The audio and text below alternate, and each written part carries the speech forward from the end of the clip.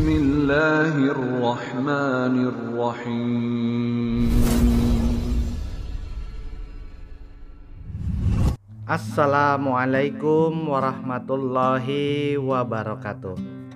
Allahumma sholli ala sayyidina Muhammad wa ala ali sayyidina Muhammad fil awalina wal akhirin wa fil mala'il a'la ila yaumiddin. Sahabat beriman, pemirsa Suara Kolbu Media Channel. Ada satu buah sholawat yang sholawat ini fadilahnya sangat banyak sekali, dan sholawat ini merupakan salah satu sholawat yang paling agung, dan disebutkan orang yang membaca satu sholawat ini setara dengan membaca 100.000 sholawat. Wallahu a'lam.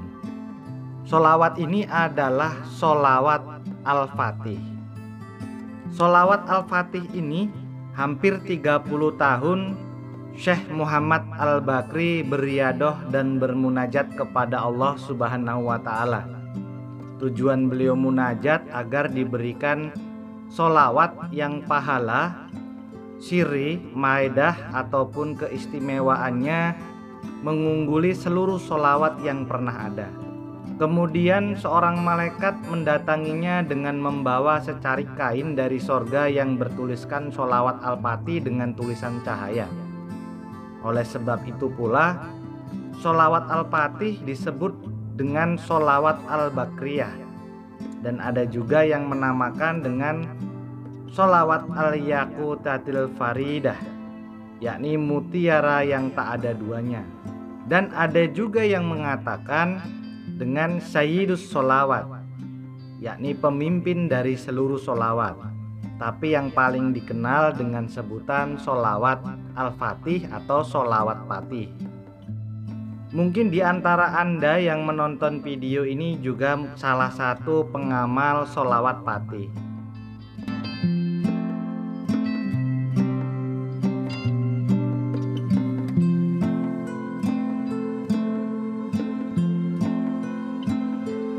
Sholawat ini dinisbahkan kepada dua orang wali yang sangat besar.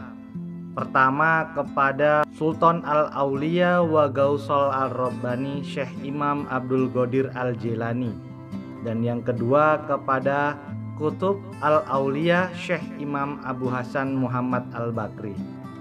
Syahid Ahmad Jaini Dahlan Al-Maliki dan beberapa ulama lain seperti Syekh Ali Abdurrahman Al-Kalantani menisbahkan sholawat ini kepada Syekh Imam Abdul Qadir Al-Jilani.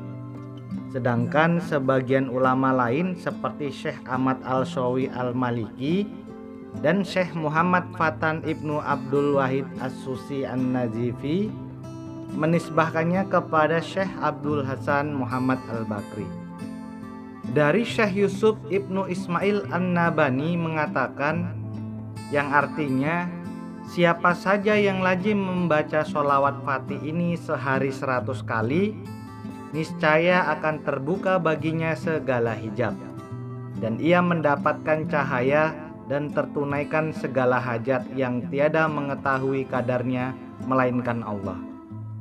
Setelah 16 tahun berkholwat, Syekh Ahmad At-Tijani radhiyallahu anhu yang saat itu usianya beranjak 46 tahun, beliau berjumpa dengan Sayyidul Wujud Rasulullah Shallallahu Alaihi Wasallam dalam keadaan sadar dan terjaga. Beliau mengajarkan serta mengijazahkan sholawat Al-Fatih dan menjelaskan semua keistimewaan dan rahasianya kepada beliau. Sholawat Al-Fatih ini menurut beliau harus diajarkan kepada semua orang dengan dua tingkatan. Tingkatan khusus tentunya harus mendapat izin talqin resmi dari orang-orang yang menerimanya dari Syekh Muhammad Al-Bakri maupun Syekh Ahmad At-Tijani. Sedangkan untuk tingkat yang pertama umum, bebas kita dawamkan atau kita jalankan. Manfaat-manfaat agungnya yakni tidak ada bentuk sholawat kepada Nabi yang menandinginya untuk seseorang bisa wusul kepada Allah dan mendapatkan pahala yang tak terbatas. Keutamaannya tidak bisa dibatasi dan tidak bisa dianalogikakan oleh akal, karena keutamaan yang Allah berikan tidak bisa dipikirkan akal cerdas dan tidak bisa dilogikakan.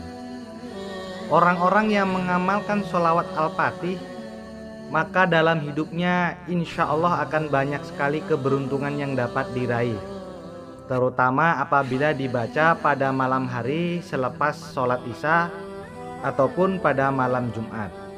Keutamaannya, 1 kali membacanya di waktu malam seperti 500 kali membacanya di waktu siang hari, dan pahalanya menjadi berlipat ganda.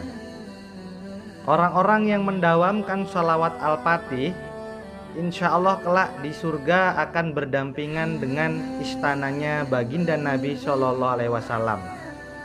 Fadilah berikutnya mendapatkan pahala haji, umroh, serta berperang ratusan bahkan puluhan kali.